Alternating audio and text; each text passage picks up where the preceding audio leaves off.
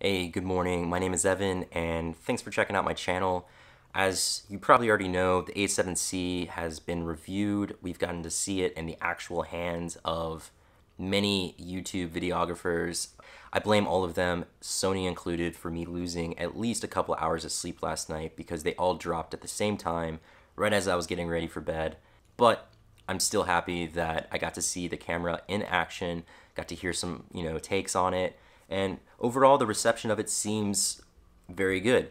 I think that this is primarily because most of the people reviewing this camera do a lot of video work. One of the drawbacks, obviously, of this camera is that it's lost a lot of its functionality when you compare it to the full frame, equivalent the other Sony bodies, especially the A7 III. We've lost a lot of the custom function buttons. We still have all programmable buttons on the back side of the camera, but losing a lot of those custom buttons, those were really nice to have if you were primarily doing photography. So the big question remains, who is this camera for?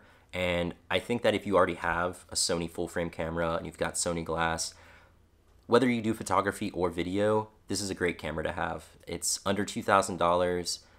You might be able to pick one up down the road used for even less, hopefully somewhere around $1,500, $1,600 at some point. Yeah, as a backup camera or something just to have, as a spare, it's great. I have some of the smaller APS-C Sony cameras that I use as backups, and I would love to replace one of those with, a full frame that was about the same size. That said, if this is your first camera, then, I think it's good if you just want to do video. However, if you're looking to do more photography and you want to get a full frame Sony camera, and this one is appealing to you just because it costs a little less and, it's slightly smaller, you're actually not getting, I think, as good a deal as you would if you were to go with the A7 III. And that's just simply because the A7 III has more features, is not that much larger.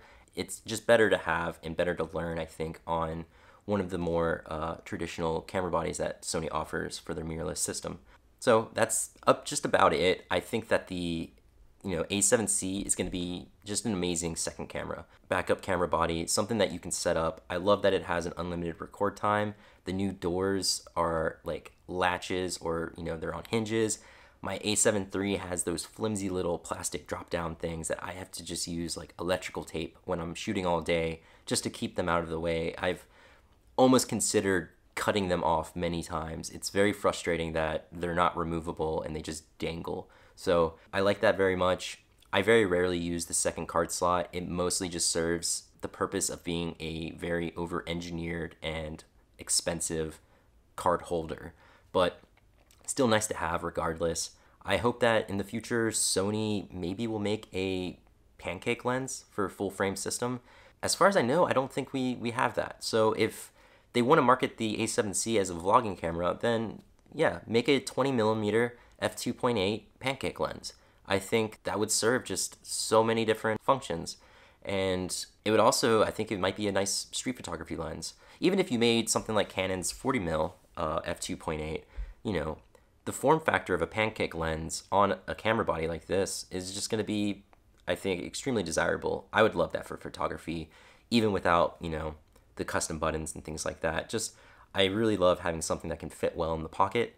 And though this isn't that much smaller than the A7 III, removing the EVF off the top of the camera does improve the form factor and increase just the amount of places that I can like easily slide this camera into. It's really surprising how the EVF on my A7 III is a very awkward kind of protruding part of the camera in almost every bag that I place it in. So some people might not have that problem, but I do I like shoulder bags, smaller, slings. So that's something I hope that, Sony moving forward just decides, give us a nice, sleek, small, low profile camera, which we have now. Give us a lens that matches it.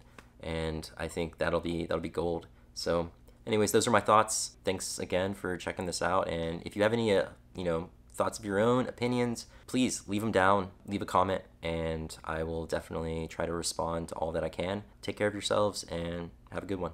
Later.